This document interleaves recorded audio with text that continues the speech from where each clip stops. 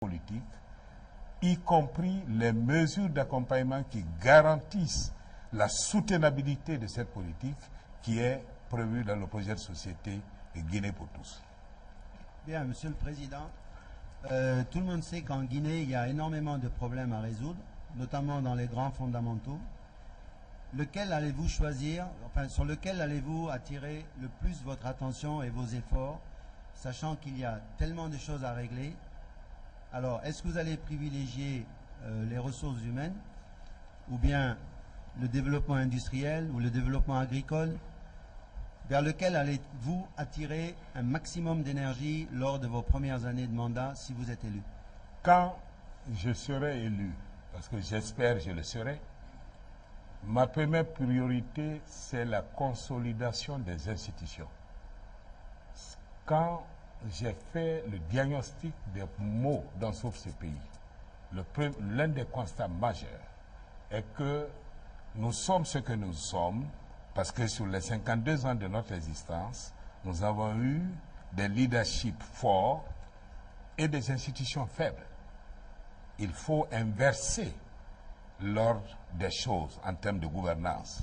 Si je suis élu, je m'assurerai que les institutions solides sont mises en place. Et c'est la raison pour laquelle la régionalisation du développement est au cœur de ce projet de société. La régionalisation, pourquoi? Vous savez mieux que personne, autant que moi, que dans ce pays, les régions sont abandonnées, d'où l'exode rural. Conakry regorge peut-être le quart de la population totale. Toutes les décisions en termes financiers, en termes de développement, sont prises à partir, sont dans des mains ministérielles et des cadres administratifs de Conakry. Le résultat, nous avons des régions asphyxiées, où il n'y a pas d'initiative, où il n'y a pas d'investissement, où il n'y a pas de création d'emplois, où la jeunesse est laissée pour compte. Mon programme vise à corriger cela.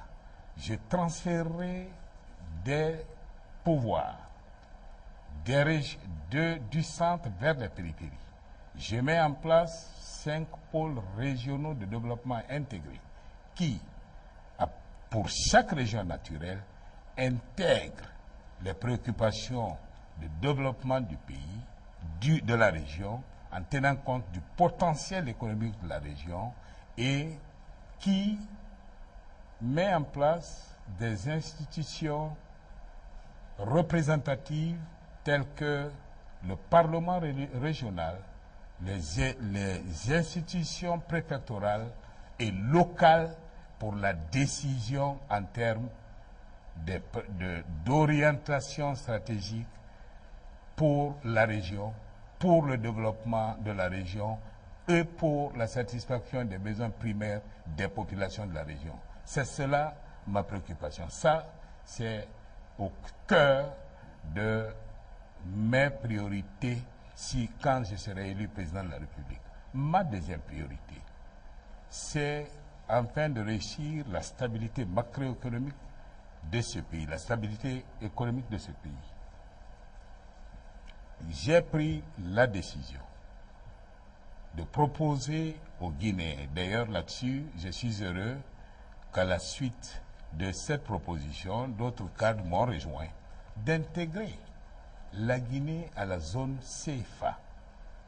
Vous savez pourquoi c'est important de le faire?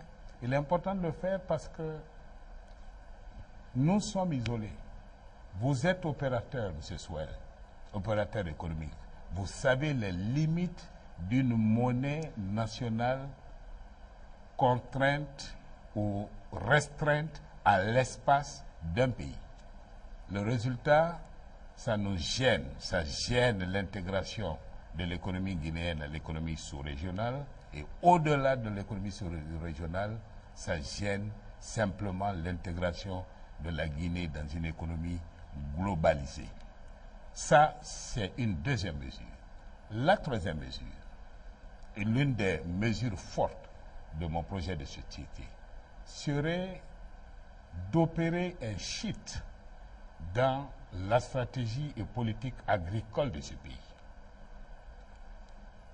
Tout le monde parle, tous les candidats, lisez tous les projets, tout le monde parle d'autosuffisance alimentaire, de sécurité alimentaire. Moi, je dis, ça, c'est des politiques et des stratégies qui n'ont conduit qu'à la ruine du pays. Au mieux, elles peuvent stabiliser, mais elles ne peuvent pas permettre à ce pays, ou à notre paysanat, de se développer. Ma stratégie agricole repose sur l'idée d'enrichissement du paysan. Il y a une différence. Dans la stratégie en cours d'autosuffisance, c'est dire aux gens, produisez pour vous nourrir. Dans ma stratégie de demain, c'est dire aux gens, produisez pour vous enrichir. Parce que si vous êtes riche, vous pouvez vous nourrir. Voilà la différence. Alors, ce choix stratégique n'est pas le fait du hasard. J'ai visité tous les modèles de développement agricole. J'ai abouti à la conclusion que pour enrichir le paysanat, il faut l'orienter sur des stratégies et des produits qui l'exposent au marché extérieur parce que ce marché est plus rémunérateur. C'est toute une différence par rapport à la stratégie ambiante qui suppose que les gens, on doit les aider juste pour se nourrir.